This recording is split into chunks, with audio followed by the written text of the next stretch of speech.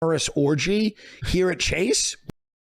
In that period, the West is seen as the the enemy of anything that is good, and so the guilt that gets embedded into people is then, I think, manifested in these conversations about immigration, where it's like, listen, to me, it's very economic. There's times when the country will need more immigrants, right, and there's times when the country will need less. But there's probably a way to kind of decide who comes into the country.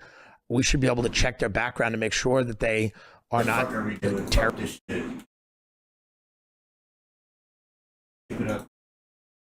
What is up, ladies and gentlemen? How we fucking doing out here? How we fucking doing out here? Boys and girls, babies, crazies, every other kind of bee in the game besides actual babies. We do not support actual babies here. I have a very anti-baby stance in the stream. Anyway, ladies and gentlemen, we're here bringing you another wonderful stream to you. It is June 3rd, 2024. Today, gonna be simple. Today we're just going to be fucking cooking off some goddamn chicken. Making some motherfucking chicken tacos. We're gonna start by making, there's no sides, by the way. No rice and beans, no fucking platanos. No, we ain't got shit, okay?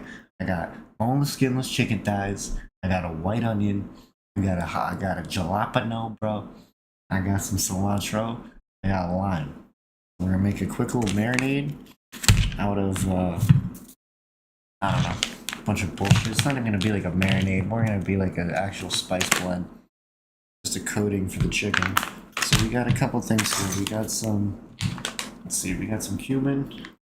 We got some paprika. We got some onion powder, garlic powder, some salt, some pepper, some cornstarch I'm gonna add, some chili powder, and yeah, I'm just gonna fucking eyeball it, to be honest. I have measuring spoons with me right here, but I do not feel like using them. So, going for about a teaspoon of cumin. Go for like a teaspoon of garlic powder. Now we're gonna try and go about half that onion powder. Not gonna lie, these spices are kind of old, they're a little bit clumpy. I should probably use more because they're not gonna be as flavorful since they are kind of old.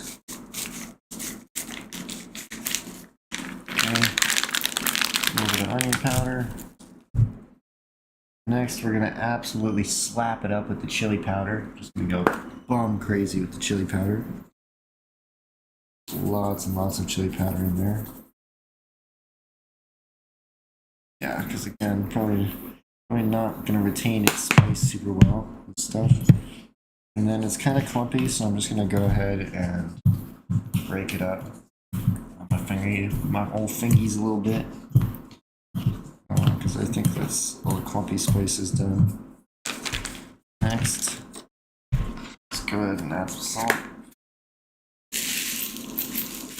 Just normal kosher salt, not fine salt. Give me a tablespoon of salt. Let's see.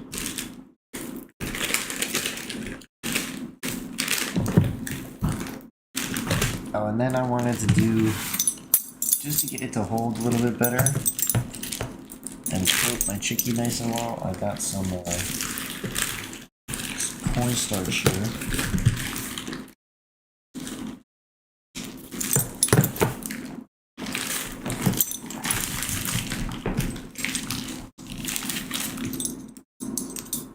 So just like a half tablespoon of cornstarch.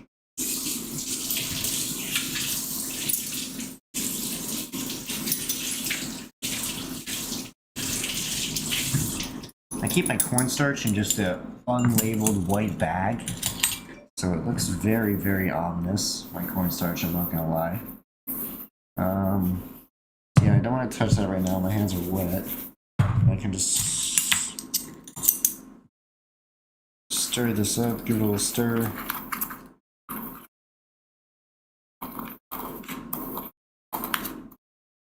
Okay. And then there was one last thing I wanted to add, which was just a little bit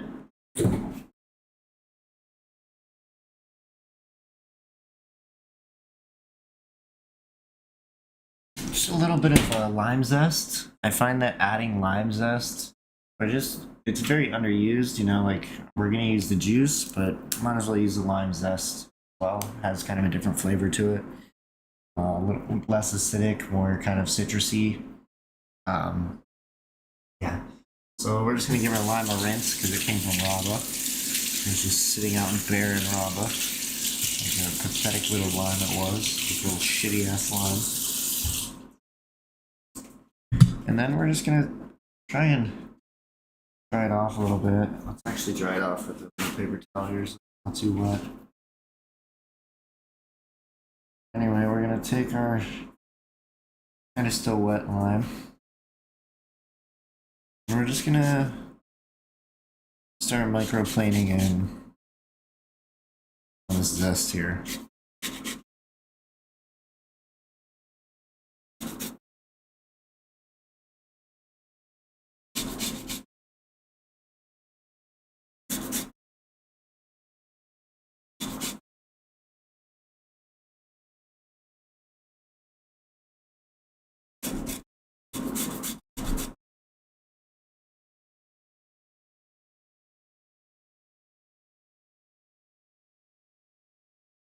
So since I'm gonna need my hands to be pretty much perfectly dry to mix this in, 'cause otherwise I think it's just gonna want to form one big clump, I'm going to have to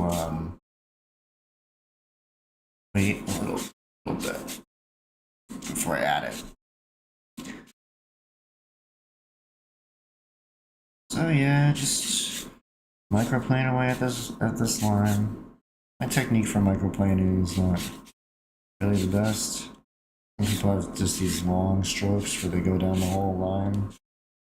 But I find if you do that, you get really big strands of zest, which I'm not really going for. I want smaller, just shavings. Want to get as much flavor out of this as possible. Sorry, just struggling with a little bit of back pain today. Can you ever just like sleep wrong and just fuck up your whole back and absolutely just riggedy wrecks your ass, you know? Anyway, hands are dry. Let's go ahead and add the zest. A little bit here. I'm gonna add two. So now I'm just gonna try and toss the zest in our spices here so that each little bit is coated. You know, it doesn't stick to other bits of zest then. If y'all get what I'm saying.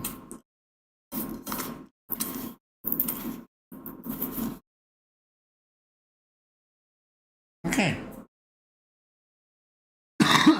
This is looking pretty good now. Now we've just got our nice little spice blend here that we're just gonna literally just put on top of our chicken before we cook it. We're not gonna pre-marinate it.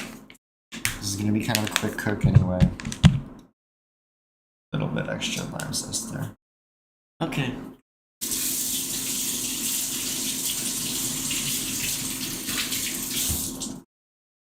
So next we're just gonna get all of our little accoutrements out. So I have jalapeno, which I think I'm just going to cut into really thin slices. I have, like I said, a white onion.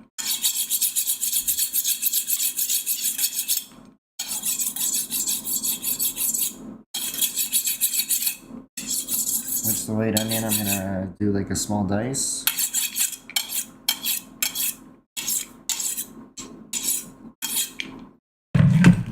Let's give this a quick rinse.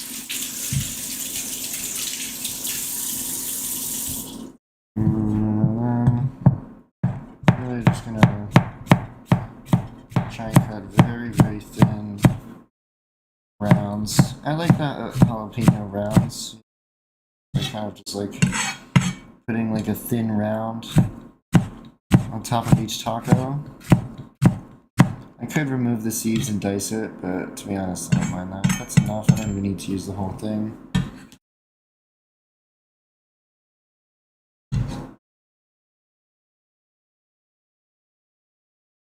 Okay. There's excess here.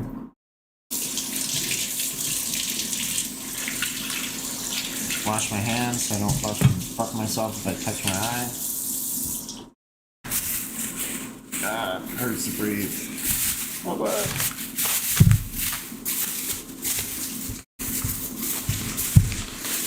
Next, we're going to.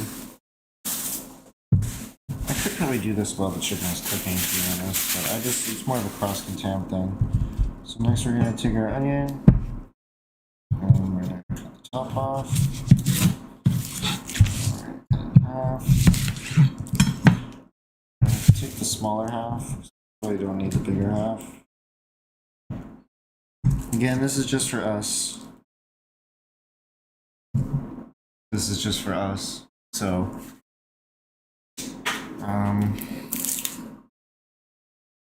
probably don't need more than half the onion here.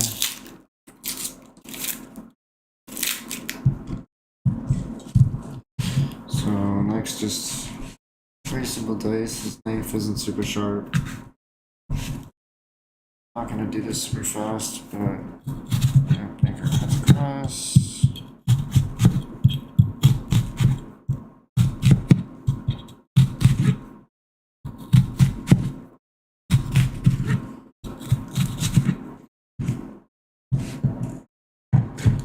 I like to kind of chop up those little stragglers that fall out before you start cutting it. And then just small dice. Again, don't need to go too fast. Take our nice breezy little time.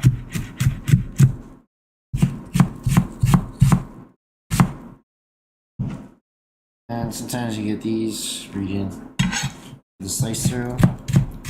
That's an easy fix. And to get the most yield, I see, but as you finish cutting this way, you're going to rotate it. You're going to cut one side, rotate it the other way, cut the other side. Then you're going to flip it 90 degrees. And then you're going to cut towards the root. And then this is what you should have left. Nice and onion. Just this little bit of root. Which, I'm not gonna lie, I cut through, so it's kind of making me cry a little bit. Okay, we've got our onion. It's honestly too much onion. I could have probably used a quarter of that. Whenever I like onion. Onion. Jalapenos. Next, I'm just gonna take a little bit of this cilantro because this is too much. Rip it.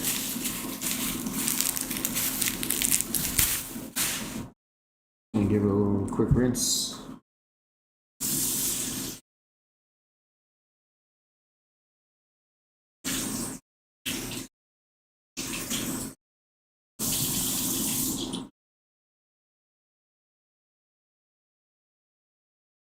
You guys ever get sad too, or is it just me?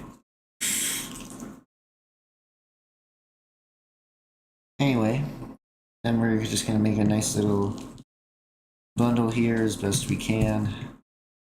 Not gonna be perfect, but whatever, we're just mincing this. Wrap it tight like we're Snoop Dogg. And we're just gonna let our knife do the work. Just come through with a rough chop for that first one. You don't have to get too crazy, we're gonna go over it again. And also, none of these stems are really too thick anyway, so we don't need to get too anal, but then we'll just go through it the other way, just like so.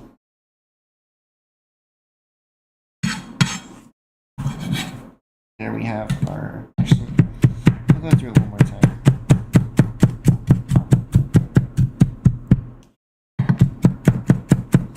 Just like that. Nice little rough top. And that cilantro. All nice and situated.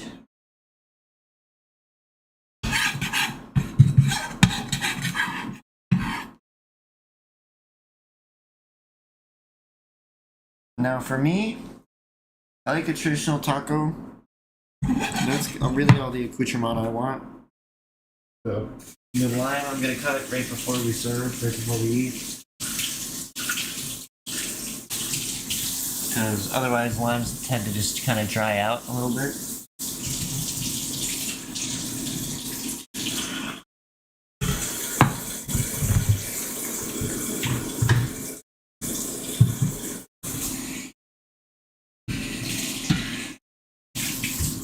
That's all our stuff off.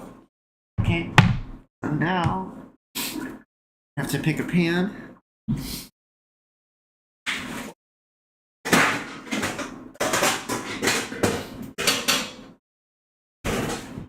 The pan's down there. My back hurts. My back hurts a lot. Plowing your mom last night.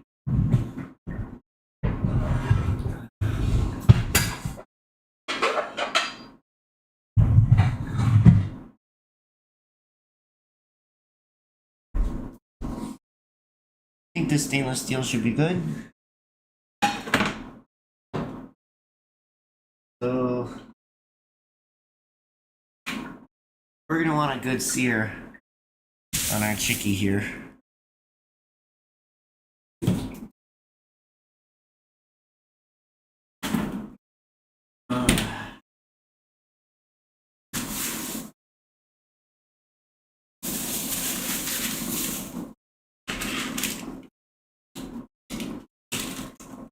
So here we have the chicken, like I said, the boneless, skinless chicken thigh. Dark meat I like better, honestly. It should taste better. I don't know what to say there.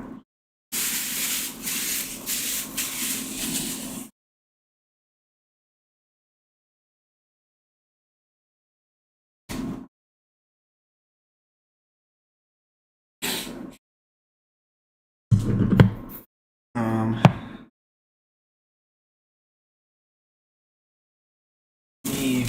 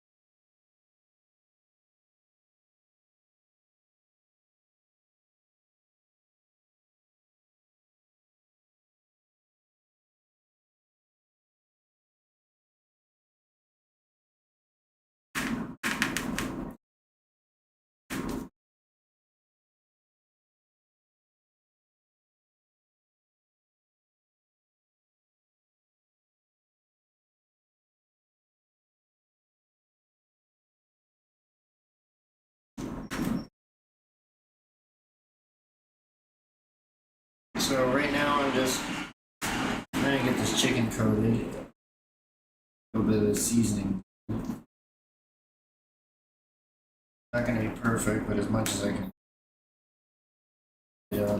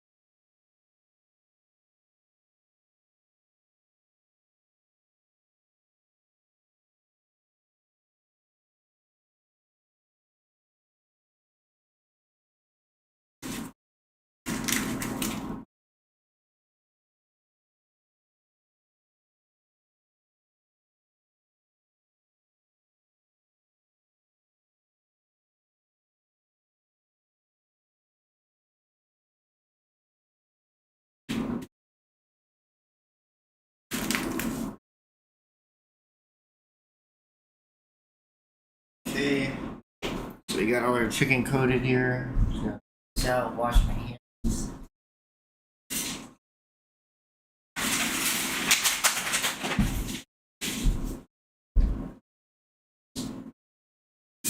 And I can tell this pan's getting a little bit hot, not gonna lie.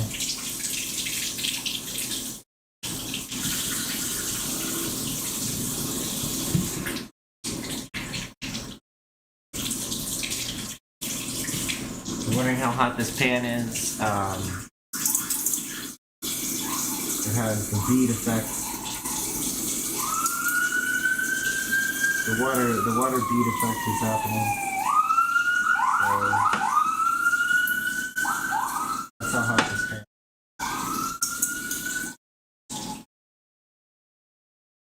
The water doesn't even sizzle, it just literally makes little beads on top.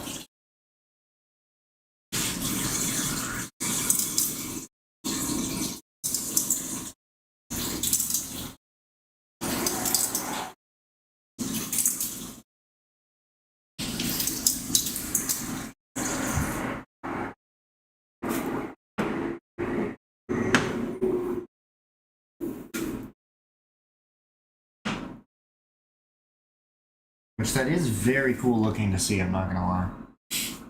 Always very cool looking. But we're just gonna have to take this.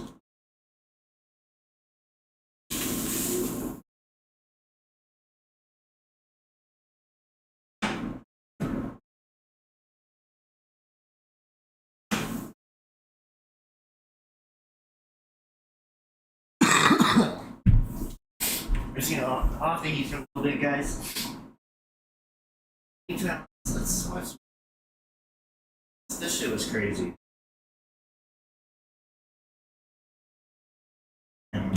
Terrorists, they're not dangerous, they're not doing these things.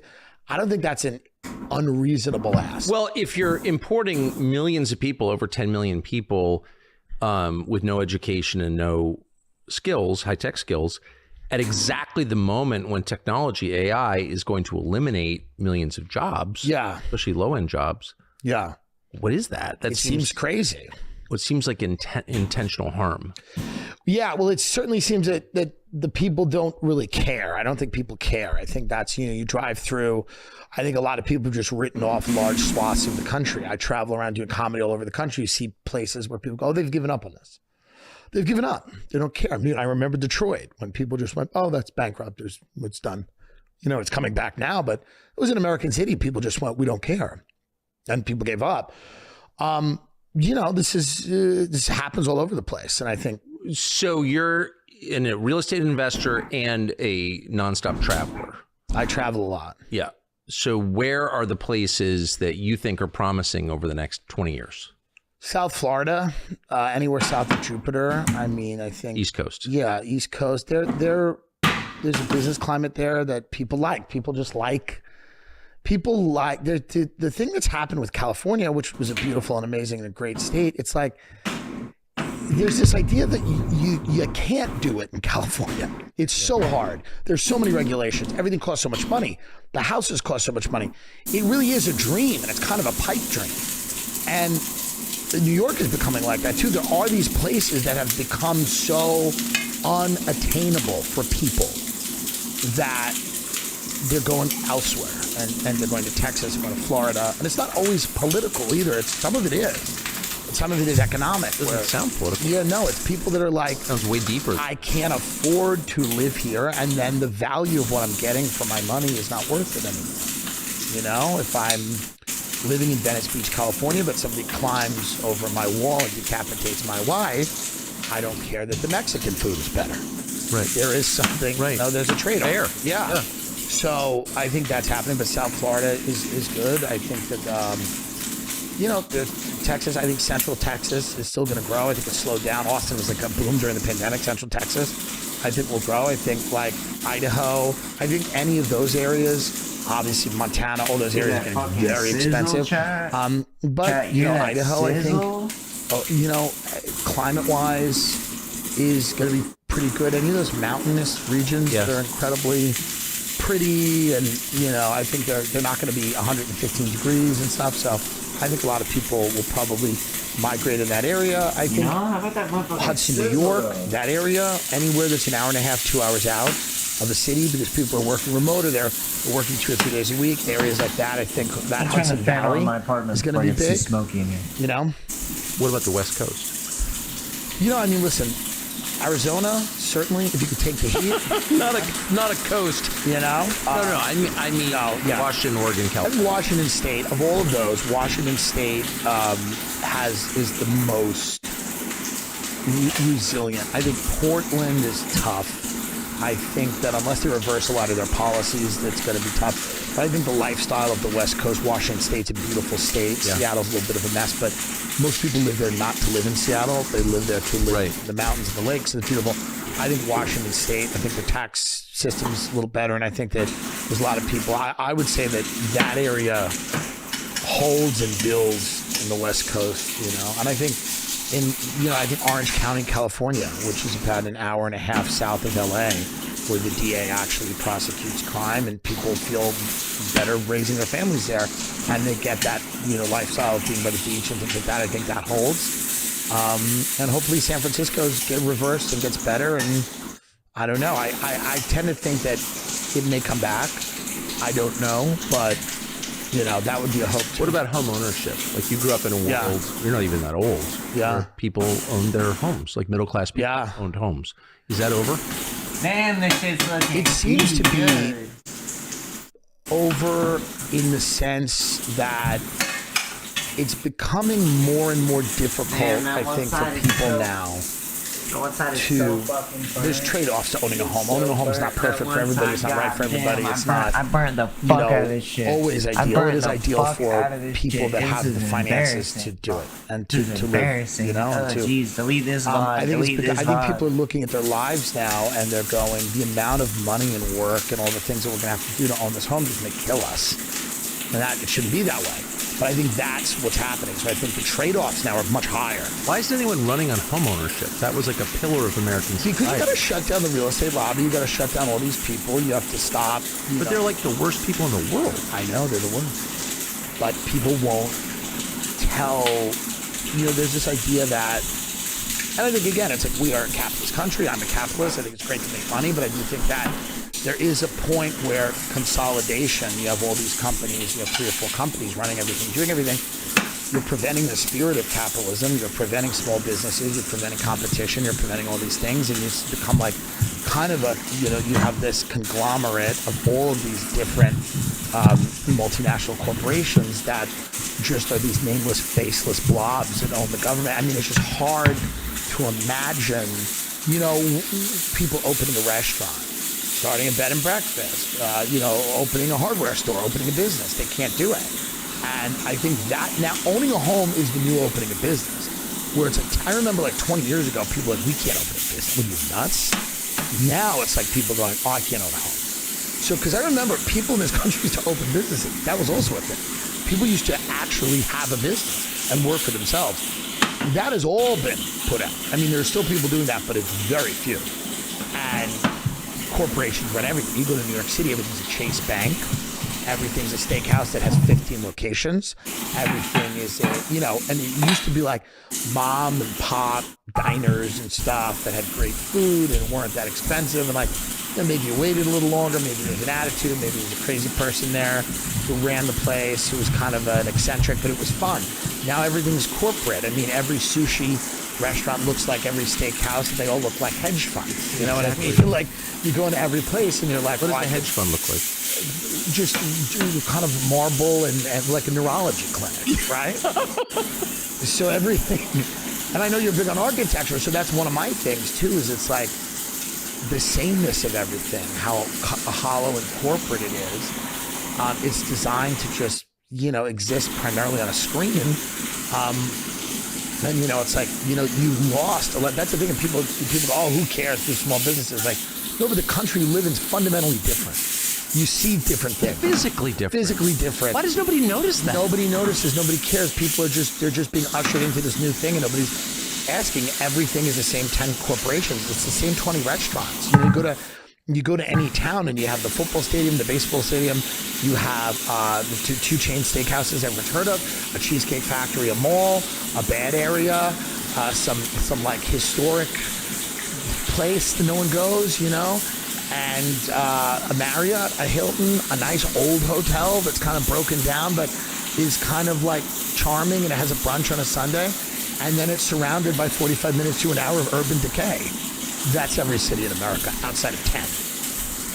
Where's the resistance? Like when I was a kid, there was a group called Earth First, which I made fun of because they were like liberals or whatever. Right. Now, I sort of love them, but there's nothing like it left. And they would just go put sugar in the gas tank of bulldozers. We're trying to clear cut woods to build a development. And their point, they were kind of Kaczynskiites. Well, corporations have done a great job of going, we love you. We like you. We actually think you're great. We think it's great. We're progressive. We everything you're into, we're into. Everything that the internet says is good, we vibe with. We totally are. We're open to everything. We're going to do everything you want. If you want a black female CEO, you're going to get one. You're not going to. We're not stopping the sweatshops, but you're going to get. You're going to get a black female CEO. You might, we can get anything you want. We will do anything you want. You want a polyamorous orgy here at Chase? We'll do it. We'll do it. We're going to foreclose on everyone's house, but we'll do that. And they keep moving the goalpost around where you're kind of confused. You go, what exactly is happening? And that's why I'm amazed at their ability to do it. When we grew up, we always looked at these corporate Wall Street guys. You're all fucking criminals. Yes. And, we're watching our own backs, even though we know you need to make money. And maybe there's a way for us to make money together, but we always got to watch our back. The tech people are now very much like, we're utopians, we're great, we're good, everything's good. We drink green juices, we ride bikes, we care about the environment, we care about you. And that's it. All the 14-year-olds are killing themselves because of our product, but we're good people. And there's something really scary about people that come to you. It's always and I'm just the type of guy where if somebody comes to me out of nowhere and goes, hi, I care about you, I love you and I care about you and I want you to have the best life ever. And I go, cool, what's this about? I know what's coming next. Which is rape. Yeah, what's coming next is just keeps getting this van. So I think we have a situation where the tech people are kind of saying get in the van. I hate this. I give it a say. That's like a brilliant analysis. Yeah. Well, really smart. I'm not inviting you into the van. Yeah. That's a sincere praise. So that's like a much more effective, but also a much more sort of female approach. Yeah. Rather than just like, just do old-fashioned fascism or old-fashioned feudalism. Yeah. Like I'm the lord, you're the serf. Yeah. You don't like it, I'm going to flog you. Yeah. There's something kind of straightforward and less threatening about that. Right. Yes. I mean, there's something straightforward about knowing people's intentions. Intentions are big. And if they're out in the open, I'm much more comfortable. If I know why, if I walk into, if you walk on a car lot and somebody comes up to you to sell you a car, it's completely understandable. Whether that person's honest or not, whether they're going to give you a good deal or not, you know exactly what they're trying to do, and you know what their end goal is. They want to sell you a car so they can Yeah, exactly. When someone's trying to remake the world you live in for your benefit, and you have no idea why they're trying to do it, and you have no idea what it will look like. You have no concept of what this world is going to look like. We were all promised this world is this tech world is going to connect everybody, all this stuff, and the free and open exchange of ideas and information. What it's kind of become is this lonely, isolating thing where everybody, teenagers are being severely damaged by these products that are out there. It's not good. There are people that their mental health has deteriorated on these platforms, right? And there doesn't seem to be any accountability. Nobody cares. There's a few books about it and a few people that are upset about it. It's also very co-opted by, you also have the political angle too, where it's like everyone's talking about banning TikTok, and I'm sure TikTok has spyware and what else, but everyone's talking about it because kids are now sitting down at the table with their family and watching the Gaza stuff. They're going, why are we shooting this baby in the face? and their we family's doing? How we going, doing? well, you know, I There's don't a know. very good reason There's for a that. good reason for it. I want you to focus on your driving test. And you go, yeah, but they're.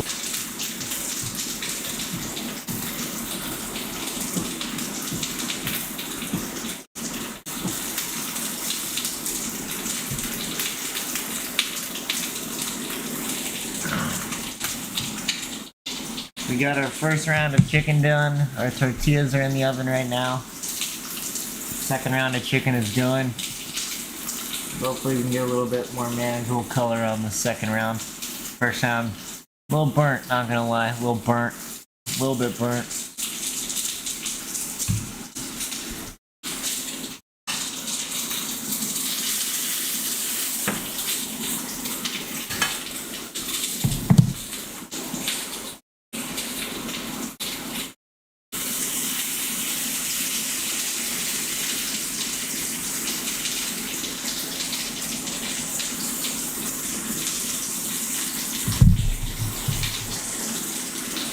Yeah.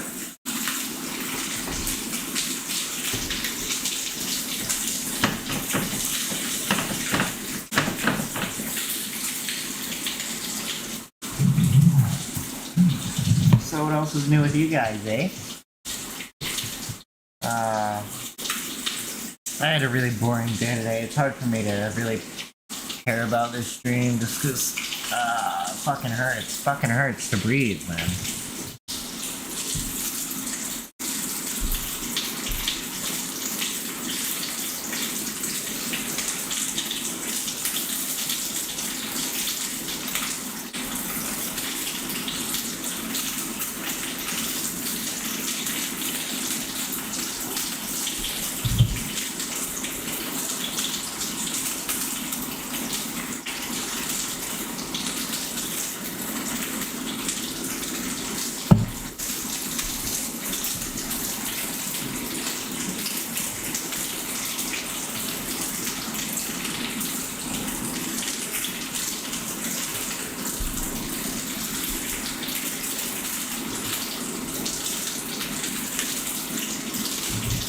I don't have headphones on right now, so I can't hear shit.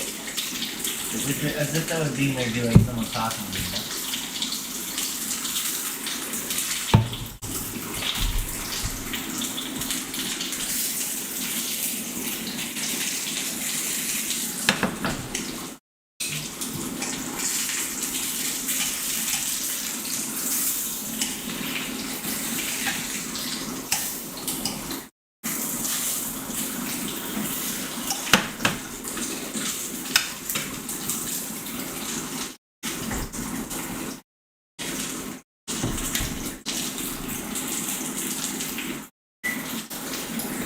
Well, it's blackened chicken, okay?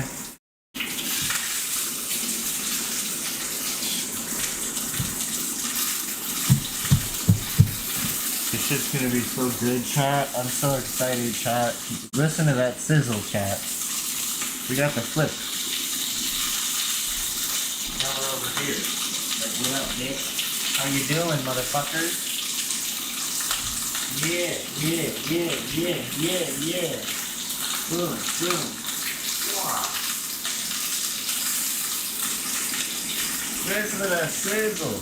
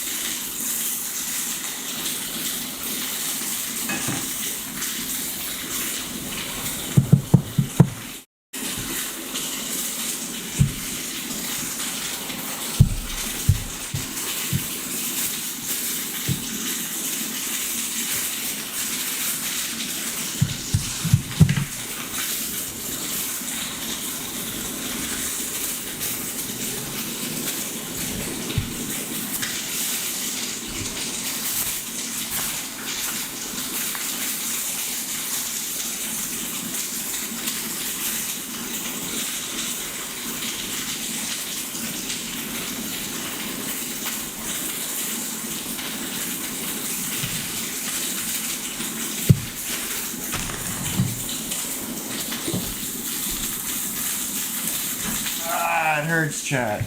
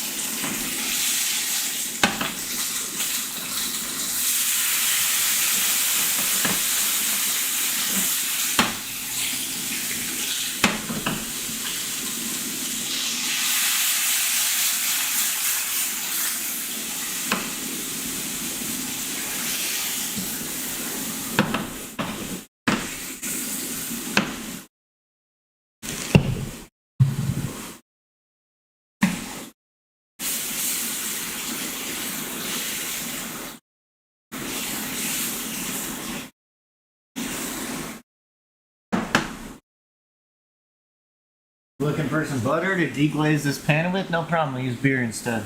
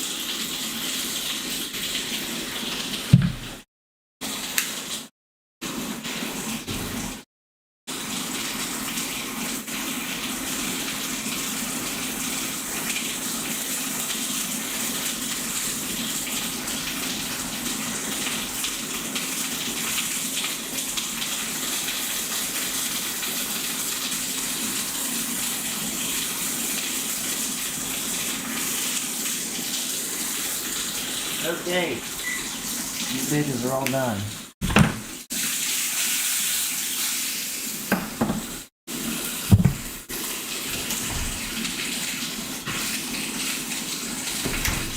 Pop those fucking tortillas out.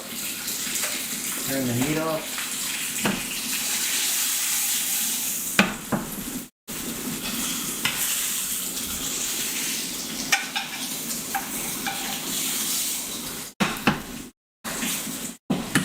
Maybe finish up a little bit. Start slicing our chicken here.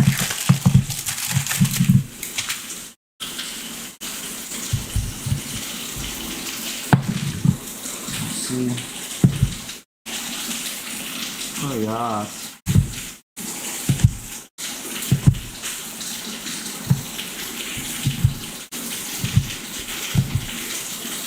Oh yes, looking good.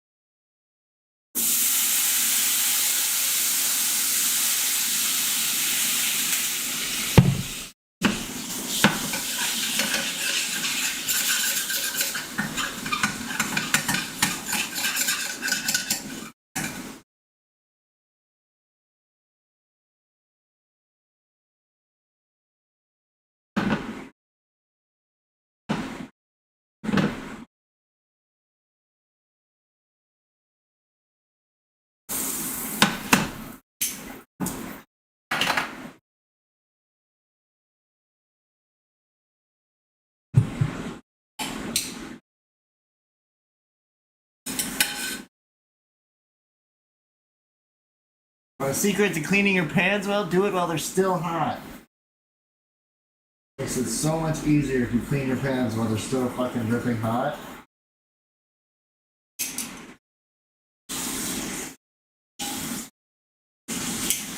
At least it started.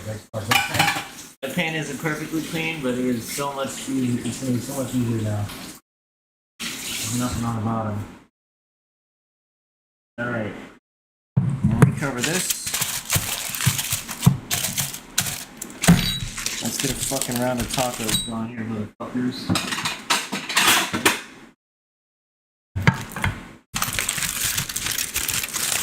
I take a couple tortillas. Let's go with 3. Wrap them back up. Put them on top of our chicken. Want to use all that residual heat that you can. And we're just gonna be basic. We're just gonna go in with our fucking chicken.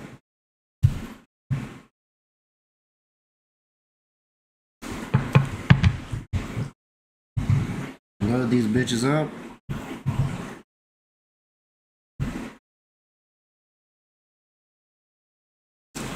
Pretty good, actually. We're just gonna fuckload of onions.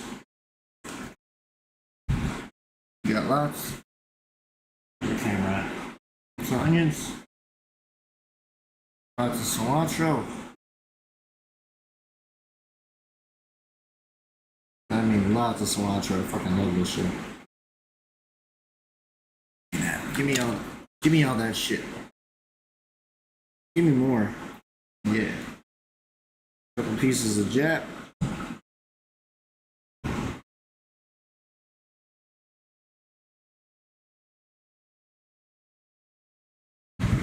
Fucking lime juice.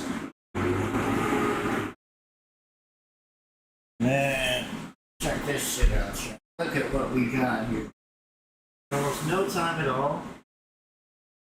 We made absolutely delicious tacos. These don't look like much, but goddamn, I'm hungry. Right here.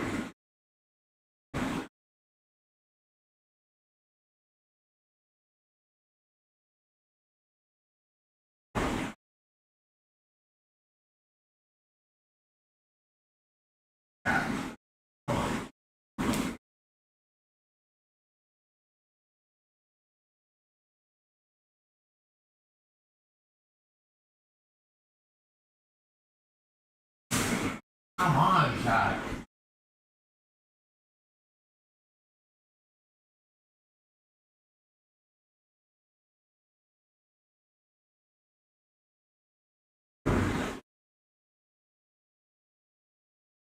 That's actually so good. Actually so fucking good. Oh my God. I'm crying. Alright.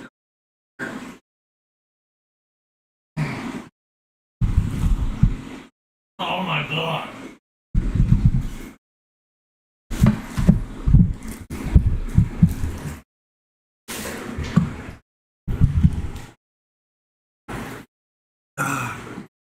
Chat, this is so fucking good. I can't even fucking take it. Oh my God. Hell yeah.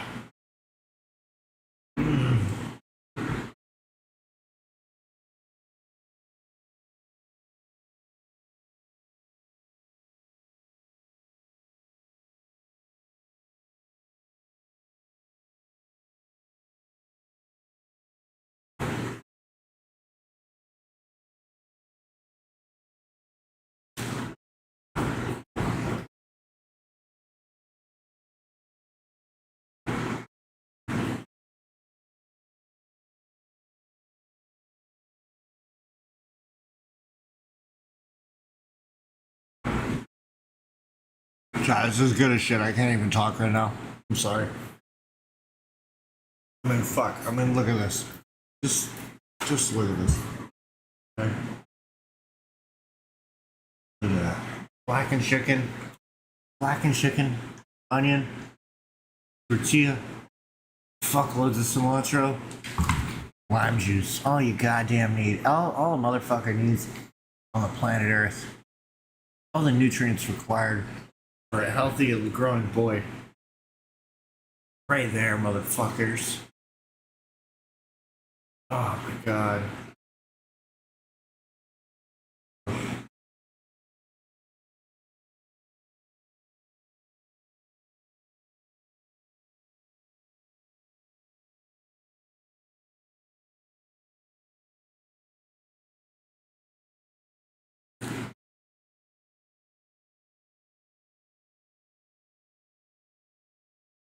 Telling you guys, that fucking lime zest makes a huge difference. I could taste the shit out of that lime zest. I'm telling you, start putting lime zest in your shit.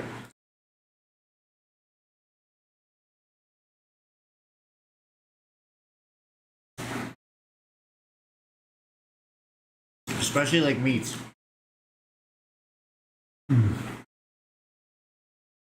God damn, I'm a fucking tongue. Oh my god.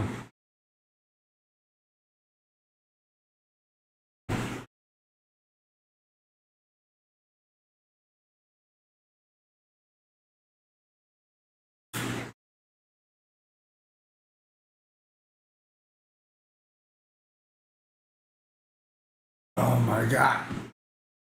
So fucking good. Oh.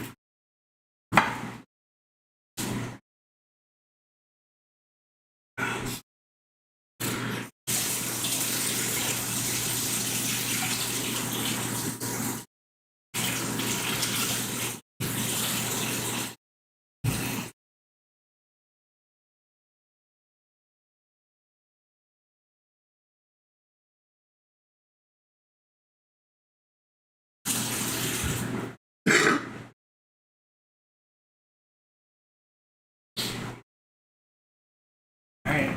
Well, see you guys. Hope you had a good night. That's all for today. Maybe more tomorrow. We'll see. We'll see how this goes. Might have been a fad, you know. Might have been a fad. But we'll try our best out here. Let's stay hopeful. Okay. Before I go, we'll put our marker on the board for the fact that we did stream today. Kind of bullshit, but hey, we made some tacos, and they were all right. I could have been a better host, but I'm tired. I'm tired, chat, and it takes a lot just for me to even get on here at all, you know. So maybe one day. We figured out multi-streaming today, so we're live on both YouTube and Twitch right now. But yeah, that's it. See you guys. Have a good one.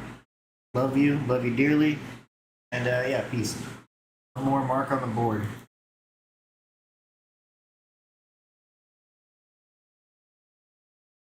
All